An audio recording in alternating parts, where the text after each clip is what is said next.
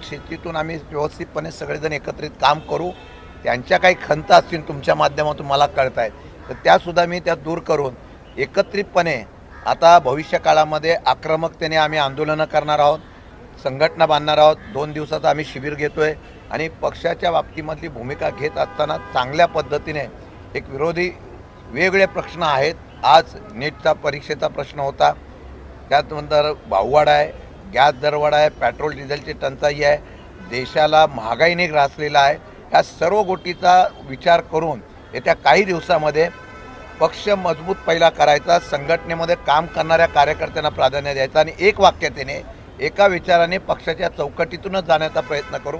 स्वतंत्र विचार कोण मांडत असेल तरी त्याला बरोबर घेऊन त्यांना आम्ही पक्षाची भूमिका पट्ट घेऊन चालण्याचा प्रयत्न करू, एवढं सांगतो. शरद पवार प्रफुल्ल पटेल, सुनील तटकरे यांना भेटतात, त्याच्यामुळे खरं तर कुठेतरी पक्षातल्या कार्यकर्त्यांमध्ये आणि पदाधिकाऱ्यांमध्ये संभ्रमावस्था आहे, कारण की पुन्हा पक्ष विलिनीकरणाच्या उंबरठ्यावरती आहे का, असाच सवाल निर्माण होतो. मी आता परत तुम्हाला स्पष्ट शब्दात सांगतो, याच्या पुढे मीडियाने विनंती करतो की संभ्रमावस्था निर्माण होते. मीडियाच्या माध्यमातून सांगतो की कुठल्याही प्रकारचा विलिनीकरणाचा विषय नाही. यापुढे विलिनीकरणाचा हा विषय संपलेला आहे. मी मागेही सांगितलेला, आत्ताही सांगतो, अशी कुठली चर्चा आता पुढे भविष्यात होणार नाही. असं आहे की पवार साहेबांच्याकडे येणारे नेते बरेच आहेत, अनेक वर्षापासून ते एकमेकांच्या बरोबर काम करतायत. आता एखादा नेता भेटायला आला, तो कुठल्या कारणासाठी आला म्हणून त्याला लगेच वेगळा अँगल लावण्याची गरज नाही. आज पवारसाहेबांनी देशाच्या पंतप्रधानांबद्दल एक भूमिका मांडली, देशहितासाठी त्यांनी भूमिका मांडली, त्याला लगेच पार्टीचा अँगल देण्याची गरज नाही असं मला वाटतंय.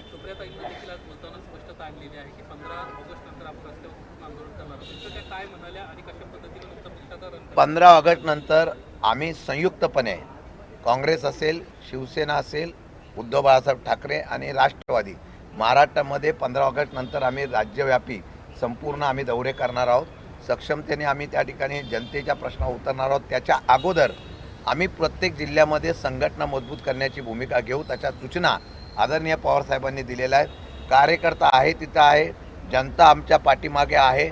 सध्याच्या राजकीय परिस्थितीमध्ये जी स्ट्रॅटर्जी ठरवली जाते त्याच्या विरुद्ध जनभावना उभी करायची आणि जनतेच्या माध्यमातून उठाव करून या महाराष्ट्रामध्ये एक वेगळ्या प्रकारचं चित्र जे सरकारच्या विरोधात आहे ते आपल्या करण्याच्या बाबतीमधली भूमिका आम्ही निश्चितपणे राबवू. ओके. आज की बैठक में क्या तय हुआ और जिस तरह से तटकरे साहब, प्रफुल्ल पटेल, पवार साहब से मिले, उसको लेकर जो कयास लगाए जाए थे कि वो क्या पार्टी में आएंगे या फिर मर्जर होगा, उसको लेकर क्या? मैं पार्टी की तरफ से आज जो बातचीत हुई उससे आज मैं इतना ही कहना चाहता हूँ कि मैंने पहले भी कहा था, कहाँ पे भी पार्टी मर्ज होने की बात नहीं होगी. अजीत दादा थे तभी ये बात हुई थी, उसके बाद नहीं है. इसके बाद कभी भी पार्टी मर्जर की बात होगी नहीं. हमारी पार्टी स्वतंत्र तरीके से आने वाले कुछ दिनों में पार्टी संगठन मजबूत होगा और उसके बाद हम पूरे महाराष्ट्र में इस सरकार के खिलाफ जो जनक्षोभ है उसके बारे में हम लोग आंदोलन करेंगे. महंगाई का मुद्दा हो, नीट का मुद्दा हो और बहुत से मुद्दे हैं जो सरकार की तरफ से जो लोग नाराज है उसको लेके हम लोग महाराष्ट्र में आंदोलन करेंगे. और दूसरी बात है, 15 अगस्त के बाद हम लोग पूरे महाराष्ट्र में आगाड़ी करके हम लोग साथ में महाराष्ट्र में दौरा करने वाले हैं. पटेल और तटकरे के खिलाफ भी काफी नाराजगी उनकी पार्टी में जताई जा रही है और उसी को लेकर कुल 22 विधायक आपके संपर्क में, ऐसा कहा जा रहा है. मेरी पार्टी मजबूत होने के बाद अपने आप लोग जो पर्याय ढूंढते हैं वो अपने पार्टी में आएंगे. आज हमारे साथ ऐसी कोई बात नहीं है. तटकरे और पटेल साहब जो है वो मिलने आए थे पवार साहब को, उनकी तबीयत पूछने के लिए. अगर वैसी बात कुछ होती तो मैं आपको ऐलान करता था, लेकिन ऐसी कोई बात नहीं और पार्टी मर्जर की बात होगी नहीं. मैं आज आपको बहुत जिम्मेदारी के साथ बताता हूँ. जो विधायक आना चाहते हैं आपके पार्टी में, उनके लिए दरवाजे खुले रहेंगे? अभी तक हमारे पास ऐसा प्रस्ताव नहीं है, आने के बाद सोचेंगे.